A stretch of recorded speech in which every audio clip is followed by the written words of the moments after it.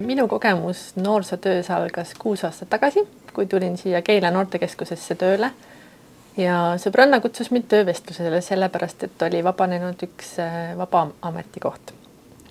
Ja sellel ajal, kui siis siia tööle tulin, sattus olema selline huvitav olukord, et kõik kogemusega noorsootöötajad olid ära läinud ning uus meeskond, mis moodustus, siis olid kõik uued inimesed, kellel tegelikult nagu minulgi ei olnud väga suuri kogemusi noorsootöös või siis kes üldse ei teadnud noorsootöös midagi. Nii et esimesed paar aastat me saime väga mitmel noorsootöö koolitusel käia, et aru saada, mis see üldse on.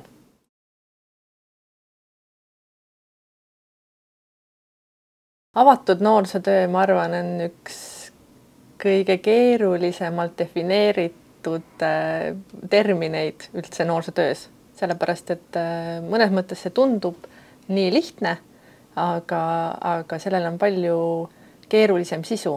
Et välja see paistab niimoodi, et noorsootöötajad siis mängivad lauamänge, kaarte, käivad matkadel, räägivad juttu siin. See kõik näib välja nagu selline mõnus vaba aja veetmise viis, aga tegelikult tuleks seda teha ikkagi mõtestatult ja eesmärgistatult.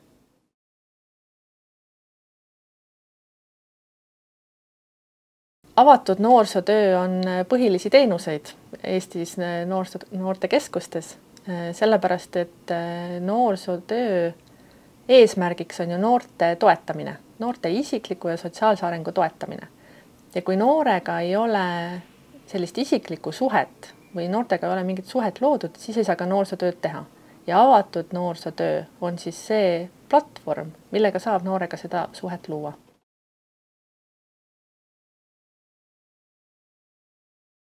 Kaks näidet, mida ma võiksin avatud noorsootööst tuua, mis on omavahel hästi sarnased, aga ka võib-olla natukene erinevad, on näiteks see, kui noortekeskusesse tuli üks väike poiss, selline 9-10-aastane ja ta oli selline tagasihoidlik, ei tahtnud eriti teistega suhelda, aga siis noorsootöötajatega hakkas vaikselt juttu rääkima.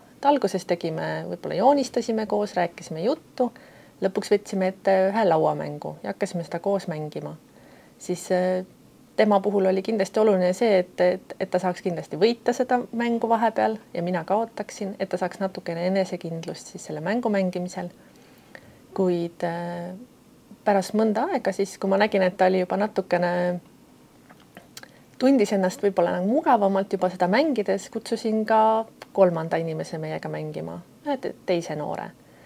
Ja pärast seda, kui me olime mõnda aega seda mänginud, siis ma ütlesin, et ma lähen käin korraks ära ja jätsin nemad siis kahekesi mängima.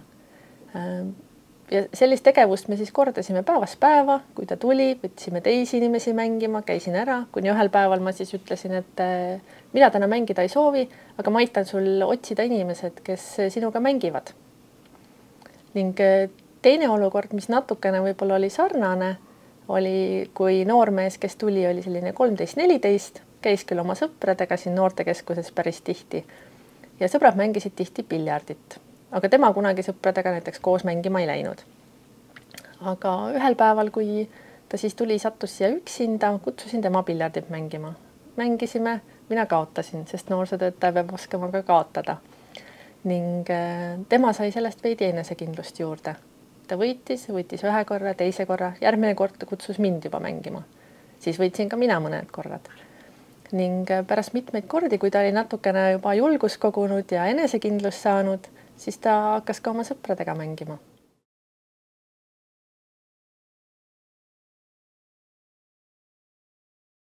Kui võrrelda formaalharidust ja mitteformaalharidust, ehk siis noorsootööd, on minu jaoks seal sellist 3 põhilist punkti. Et üks asi on see, et formaalharidus on kohustuslik noorele ja noortekeskuses käimine ei ole. Ehk siis kõik tegevused, mida me pakume, kõik, mida me tahame noortega koos teha või mida me tahame, et noor kogeks, peab olema vabatahtlik. Sest kui noorele ei meeldi või ta tunneb ennast ebamugavalt, siis tal on õigus iga hetk ära minna. Siis teine osa on see kaasatus, et ilma noorteta me ei saa mitte midagi teha. Ja kui noor ise tunneb, et tema tahab mingit asja proovida või ta tahab mingit asja korraldada, siis me peame neid asju tegema koos. Et me ei saa pakkuda nii-öelda valmis paketti, või luua sellist programmi, milles siis noor lihtsalt osaleb. Ja kolmas on võib-olla selline vaba vorm ja selline ressurss, et kui koolis kindlasti ma kujutan ette, et õpetajad tegelevad väga palju nende samade teemadega, millega meie siin tegeleme, kuid õpetajal on 45 minutit. Tal on 45 minutit, tal on teatud klassikollektiiv, kus on ühed ja samad noored koos, võib-olla nad on koos olnud seal esimeses klassis saadik, siis siin ei ole nagu seda ajapiirangut. Ja samamoodi on see, et noored võib-olla peavad oma mugavustsoonist rohkem välja tulema, sest et need noored, kes siin käivad, on erinevad. Erinevatest klassidest, erinevas vanuses, erineva taustaga, isegi erinevatest koolidest. Ehk mõnes mõttes on see keerulisem, aga see pakub palju rohkem võimalusi õppimiseks ja arenemiseks.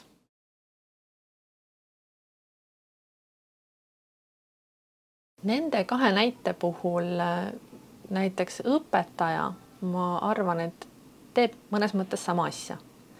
Et õpetaja samamoodi näeb oma klassis mõnda õpilas, kes vajab siis kuidagi mingit tuge või ta märkab, et noorel on võib-olla mingisugust pädevust vaja rohkem arendada või tal on vaja julgust arendada, kuid õpetajal on väga palju õpilasi ning sellel ajal klassis tunni ajal ta peab lisaks siis individuaalsele toetamisele ju tegelikult õpetama tervet klassi ja andma neile teadmisi, mis on siis hiljem kontrollitavad. Et noorsootöö puhul meil on palju vabamad käed ja me saame siis teha noortega tööd nii individuaalselt, kui suunata siis neid kuidagi grupis töötama või tegevustesse. Lapsevanema puhul ma arvan, et päris paljud lapsevanemad kasutavad kodus sama meetodit, mängivad lastega lauamänge, alguses kaotavad ise, et lapsel tekiks see julgus ja selline enesekindlus siis mängida üldse, oskus kaotada, selle juures oma emotsioone kontrollida, kuid nad teevad seda oma siis pere keskel. Ema, isa, õed, vennad, võib-olla vanaemad, vanaisad, kuid siin, kus on väga palju erinevaid noori ja kellel on väga palju erinevaid emotsioone nende mängimise juures. Et siin tuleb hakkama saada ka teiste inimestega ja see on jälle esiteks see mugavustsoonist välja minemine ja teine on selline kogemus, suhtlemine teiste inimestega, sest et seda on elus päris palju. Me ei saa jääda suhtlema ainult oma perekonna või oma klassikaaslastega.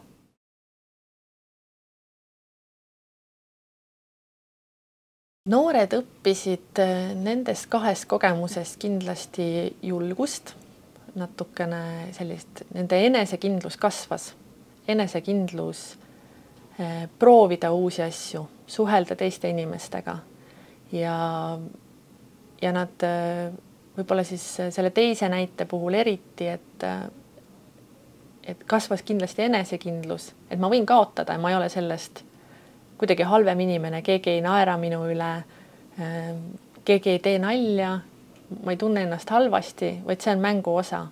Et me võidame, me kaotame, meil on emotsioonid, me saame nendega hakkama ja me lähme eluga edasi.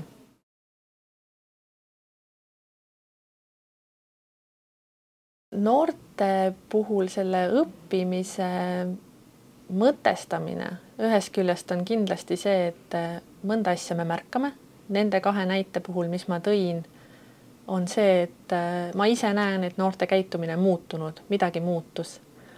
Me peame aitama ka noortel mõista seda, et nad on midagi õppinud või midagi on muutunud ja me saame teda peegeldada. Me saame lapsele öelda, et vaata kui tore, sa leidsid endale mängukaaslased või sa oled selles mängus väga osavaks muutunud. Me saame öelda teismelisele, et väga hea, näed, siin oli kõva piljardimängija, sa nüüd oled talle juba ära teinud. Ehk ka tema saab aru, et tema on midagi õppinud sellest. Ning vahel noorsootöös tuleb see õppimise kogemuse mõtestamine ka hiljem.